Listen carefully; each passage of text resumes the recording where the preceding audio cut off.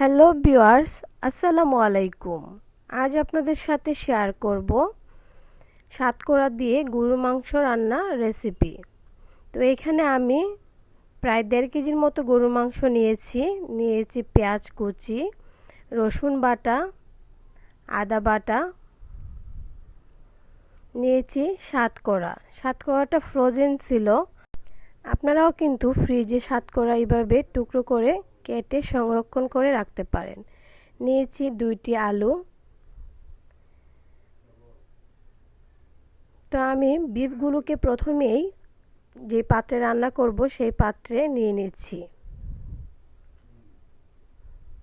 দিয়ে দিচ্ছি পেঁয়াজ কুচি। আপনারা চাইলে পেঁয়াজ বাটাও দিতে পারেন, যেহেতু গরুর মাংস পেঁয়াজ কুচি দিলেই হয়। এখানে নিয়েছি 2 চা চামচ আদা বাটা, 1.5 চা চামচ রসুন বাটা, দিয়ে দিলাম হলুদের গুঁড়ো 2 চা চামচ, দিয়ে দিচ্ছি মরিচের গুঁড়ো প্রায় 2 চা চামচের থেকেও কিছুটা কম। এখানে দিয়ে দিচ্ছি ধনিয়া গুঁড়ো 1.5 চা চামচ, দিয়ে দিলাম জিরা গুঁড়ো 2 চা চামচ। এখন দিয়ে দিচ্ছি স্বাদ মতো লবণ। লবণটা আপনারা আপনাদের পরিমাণ মতো দিয়ে দিবেন। এখন দিয়ে দিচ্ছি গরম মশলা, তেজপাতা, দারুচিনি, এলাচ, লবঙ্গ। অ্যাড করলাম 1 কাপ সয়াবিন তেল। এখন সবগুলো উপকরণকে খুব ভালোভাবে মিক্স করে নিচ্ছি। গরুর মাংস আপনারা হাত দিয়ে যত বেশি মাখাবেন, রান্নার স্বাদ কিন্তু ততটাই ভালো হবে। এখন সামান্য পানি দিয়ে আমি চুলার আঁচটা মিডিয়াম হিটে রেখে রান্না করব। প্রথম অবস্থায় চুলার হিটটা বাড়িয়ে দেব, তারপর কমিয়ে রান্না করলাম প্রায় 15 মিনিটের মতো। এই পর্যায়ে আমি দিয়ে দেব গোলমরিচ। আমি এখানে সামান্য কিছুটা গোলমরিচ নিয়েছি। আবারও ডেকে রান্না করব মাংসটা খুব ভালোভাবে কষানো হয়ে যাওয়া পর্যন্ত। এই পর্যায়ে কিন্তু মাংসটা খুব ভালোভাবে কষানো হয়ে গিয়েছে, দেখতেই পাচ্ছেন উপর দিয়ে তেল ছেড়ে দিয়েছে। আর গরুর মাংস রান্নার সময় লক্ষ্য রাখতে হবে চুলার আঁচটা মিডিয়াম হিটে কিনা।